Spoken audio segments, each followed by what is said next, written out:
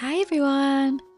This week I have been making a miniature bed for my doll's house, and in this video I'm going to talk you through the steps I took to make the bed and also the things that didn't quite go to plan. So this was the equipment that I needed to make my miniature sofa. So I needed a ruler, but I also used this one just to make sure that I was measuring at a right angle. I used my Stanley knife to cut the cardboard, and of course I needed my little cutting mat to make sure that I didn't damage the table underneath. I used double-sided tape, and I also used some glue as well. Now I could have probably used either double-sided tape or glue, but I did end up using both. And I also needed a needle and some thread. The main material that I used for this project was cardboard, which was just from my recycling. And I also used some material which was from the Dunelm recycling box, and I used some wadding, which was actually the insulation material that comes in a HelloFresh box. So I used lots of recycled materials for this project. So to begin, I needed to cut out all of my pieces out of cardboard. So I will pop the measurements on the screen for you in case you want to make a similar bed. Now, I was making a 12th scale bed, and the measurements that I used were based on the size of a small double bed. But I actually reduced my size of bed slightly, so I reduced the length of the bed by about a centimetre or two, and that was because the mezzanine level that my bed is going to sit on is probably slightly smaller than a room would normally be in a doll's house, so I decided to just reduce the measurements slightly. So to begin with, I'm going to start with the base of the bed, which is this rectangle here. So this is the part of the bed that will sit underneath the mattress. This is the fabric that I'm planning on using for the whole bed frame, but I actually want to use the white lining for the base of the bed because this is the part that you're not really going to be able to see. So this was actually, I think, a sample of a curtain. It was from the recycling bin at Dunelm, which is sort of a home and furniture and fabric shop. And I go to a knit and stitch group there, and we can take things and put them into the recycling bin for other people to take, and we can also take bits out as well. So obviously, if you do have a Dunelm nearby, it's worth taking a look because actually it's really good to be able to use recycled materials to save them being thrown away. And also, if you're only wanting a little piece of fabric for making a miniature, it's nice to be able to just find those little bits and make something new out of them. So here I was covering my piece of cardboard. I actually put two pieces of fabric over the top of the cardboard simply because there was some print on the cardboard which was showing through the fabric. So I thought if I put two pieces of fabric it will cover the print on the cardboard. And I was just using double-sided tape to stick this fabric over the top of the cardboard.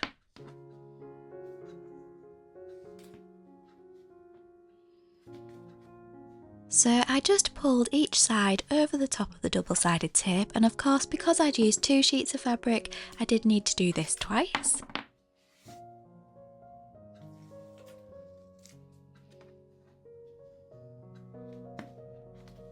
And I repeated this on both of the longer sides.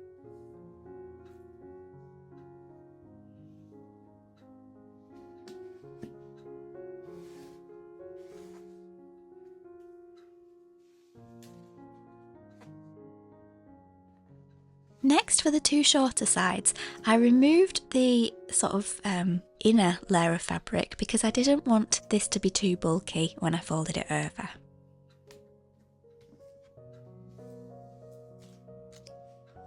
And then I just tucked the corners in like this and then folded over.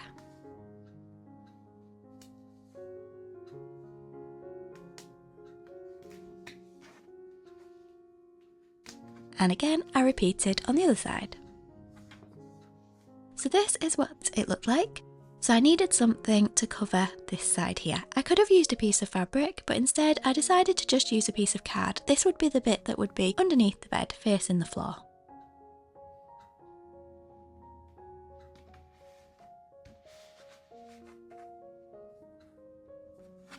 And that was the base of the bed finished. So I'd already cut these pieces of cardboard out, Now, I mentioned at the beginning of the video that I'd also be talking to you about what didn't quite go to plan. So I'd cut the sides of the bed out like this, and I decided at this point to actually make a little change. I decided to trim the ends off this panel so that I had the two sides of the bed, and then these two higher pieces would attach to the headboard. Obviously, if you're doing something similar, please do be careful as you use a craft knife, and please don't copy my techniques because I'm not a professional.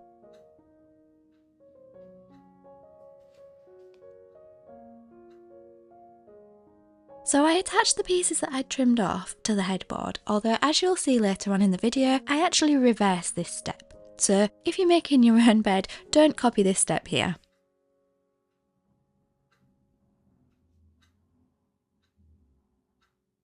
So I did put this to one side to dry, but as you'll see later, I then go back to it and change it.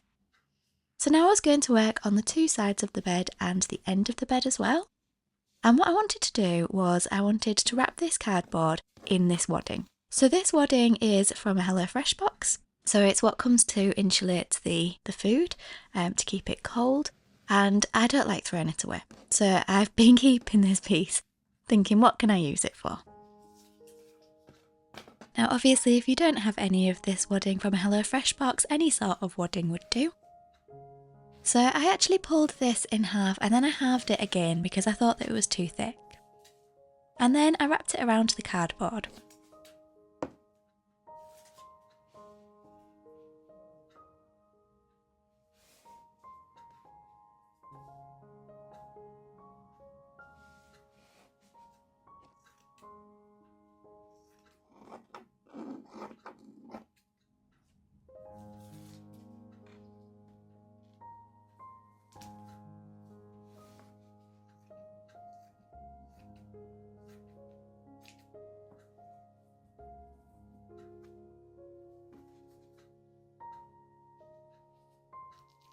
Here I didn't need to fold the edges over, so I just trimmed them off. All of this would be wrapped in fabric, so it didn't need to be perfectly neat.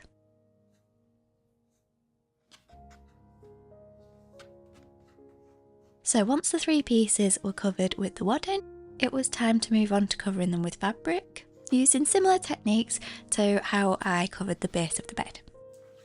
This time I folded the fabric over onto some double-sided tape first, to make sure that the end didn't fray. I then laid this piece over and rolled it so that I could tell how much fabric I needed. And when I knew how much fabric I needed, I added another piece of double-sided tape and folded it over again so that that end wouldn't fray either. When I trimmed the ends, I left about 1.5 centimetres on either side so that I could fold this over onto the wadding before folding the longer edges over.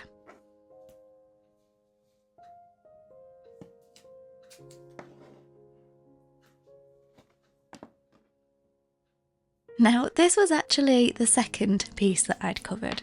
I'll show you the first piece in a second, but the first piece didn't go as well as this one. And I wanted to show you because I think it's important to show that not everything works at the first time of trying, and actually the more we practice the better we get.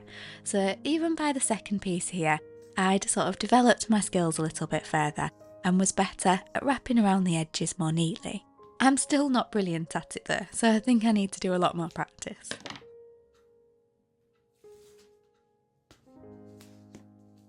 So as you can see, I'd folded over the shorter edges and then I'd tucked the corners in to then fold the longer edges over. But this was the bit that I found really quite difficult.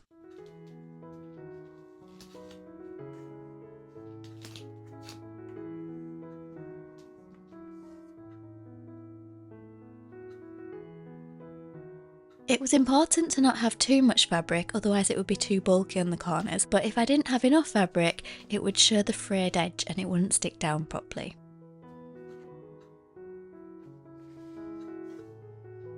I was also going to sew these edges together, so it was okay if they didn't stick really well.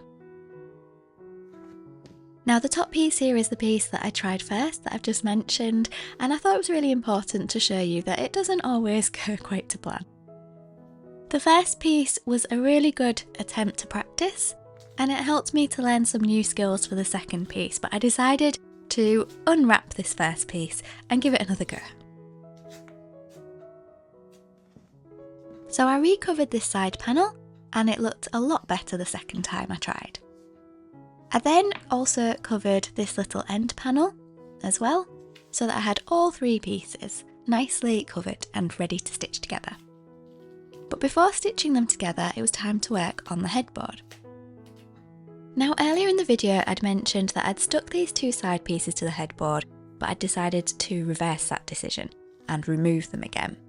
I did actually get to the point where I had covered the headboard in wadding and I'd started to cover it in fabric before I made the decision to remove the side pieces. And the reason for this was that I was finding it really difficult to cover these pieces neatly just because of their shape. So wrapping the edges around, I just couldn't do it. I tried and tried, but the more I tried, the more I thought, actually I think it might be easier to remove the two pieces at the side and cover them separately. So that's exactly what I did. So I unwrapped everything and I removed the two side pieces, and I then recovered everything with wadding, and then I covered each of the three pieces with the fabric individually.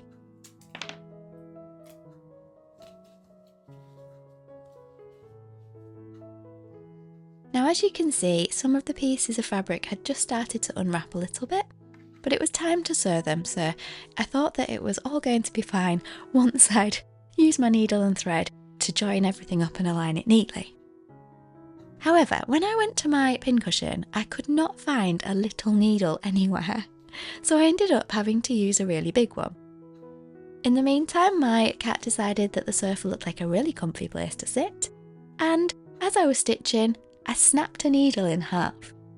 I have never snapped a needle before, and actually, as I continued to sew, I snapped a second needle as well. And what was happening was, because I'd added the double-sided tape, it had added real strength to the fabric, and it was really hard to get the needle all the way through the fabric that was covered with the double-sided tape at the back.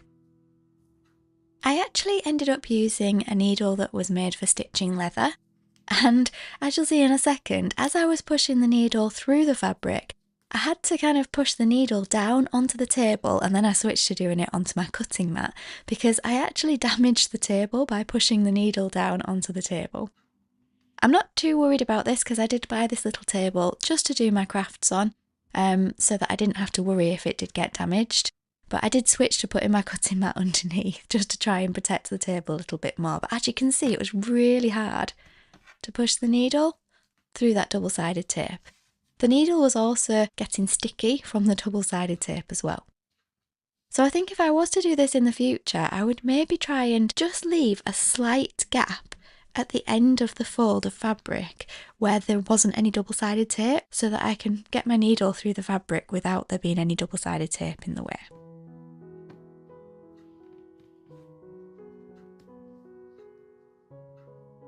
I did persevere and I kept stitching.